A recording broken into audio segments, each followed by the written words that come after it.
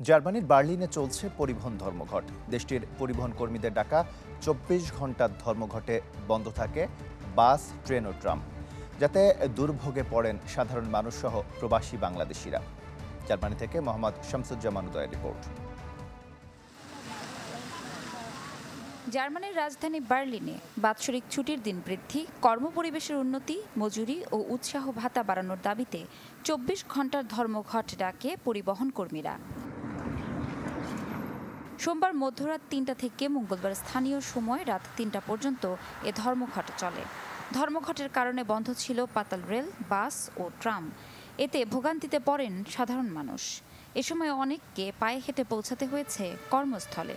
ভোগান্তিতে পড়েন প্রবাসী বাংলাদেশিরাও।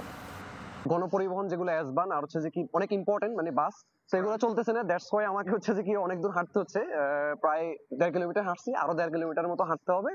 তো আবার হচ্ছে যে ৩ কিলোমিটার ব্যাক করে আমাকে রিজিওনাল ধরতে হবে, কারণ আজকে আমাকে বার্লিনের বাইরে যেতে হবে। আমার রাতে আসলে আমি বেকারিতে হচ্ছে যে হাউসবিল্ডিং করি, দ্যাটস ওয়াই আবার রাতে কাজ করতে হবে। পরিবহন শ্রমিকদের সংগঠন ভার্ডি জানায়, গেল সপ্তাহে কর্মীদের দাবি দেওয়া নিয়ে কর্তৃপক্ষকে জানানো হয়, কিন্তু সাড়া না দেয়ায় ধর্মঘটের ডাক দেয়া হয়। পরিবহন শ্রমিকদের দাবি ছিল মূল বেতনের সাথে আরও ৭৫০ ইউরো বাড়ানো, উন্নত কর্মপরিবেশ প্রদান এবং কর্মঘণ্টা কমানো সহ ছুটির দিন বাড়ানো।